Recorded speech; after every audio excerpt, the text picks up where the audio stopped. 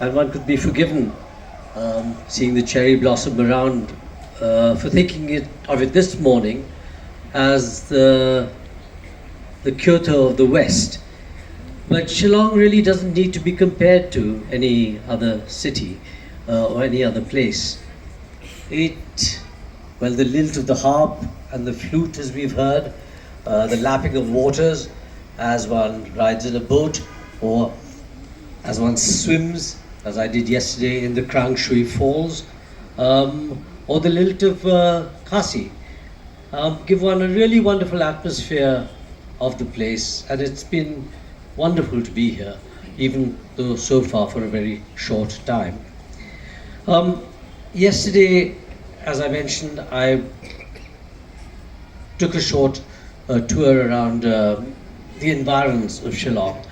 Apart from the beautiful waterfalls, I also went to the most astonishing garden of monoliths. I've never seen anything like that in my life. And you know, I've seen places like Stonehenge. It's astonishing that we don't know about that. It should be world famous, but I wouldn't say ashamed, but certainly embarrassed to say that even in India, even in what you call mainland India, people don't know about these wonderful, wonderful places that are to be found not merely in Meghalaya, but in the other parts of the northeast. I came here by chance. I was perfectly happy writing my novel when a friend sort of kidnapped me and took me off to Arunachal Pradesh for 2 weeks. Now, having been there for 2 weeks, I thought, well, I'm certainly not going to go back to Delhi without having visited a few of the other sisters. And so I thought, well, Nagaland, where I have a friend, Bano Maralu, a wonderful journalist, but no one else did I know in the northeast. I thought I'll go to Manipur. Everyone advised me against it.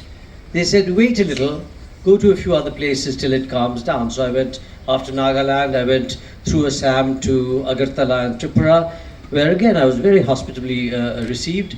Then from there to Mizoram, and then from there across to Churachandpur, Moreh, Kangpokpi, and Imphal itself. There was no way, having seen 6 sisters, that I was not going to see the 7th one, especially given the troubles and the difficulties that are going on there.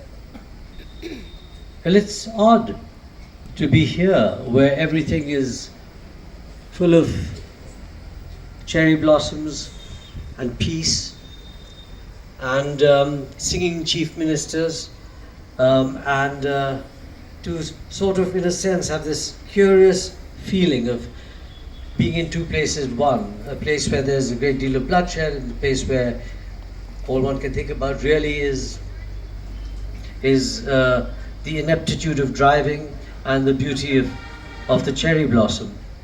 I was only told last night that I'd have to speak, which of course I thought was very unfair since I hate speaking. I thought that I would lay down 2 conditions, that I should have a bottle of rice beer in one hand and a sprig of cherry blossom in the other. Unfortunately, I have so far been provided with neither, but I think I'll treat the shawl around my neck as a kind of earnest of future things to come.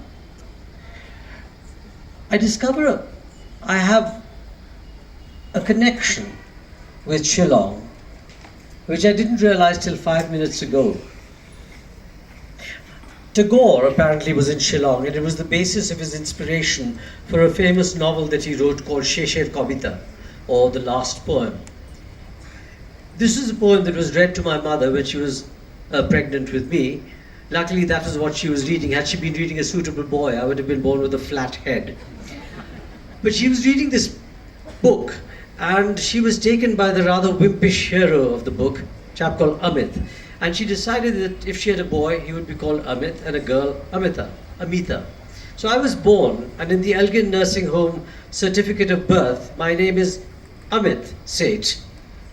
This was later vetoed by my father's side of the family, who said that the name has to begin with Vi, like Vinod or Vijay, who were the first male-born children of male-born whatever. So they said you could call him Vikrit if you like, you could call him Vinash, but it has to begin with Vi. I could have been called Vinay, like your chief, like your commissioner, but in fact they finally hit upon Vikram. So thanks to Tagore, thanks to Shillong, I'm not called by two four-letter words, but something more sensible like Vikram Seth. Now, when I was in a sulk, thinking that I'd have to speak, I thought to myself, this would be the entirety of my speech. Reading and writing are both intensely private activities. So all this public tamasha is absolutely pointless, and you should, all of you, go home immediately and read a book. But please don't take my advice. That's my advice to you. Thank you.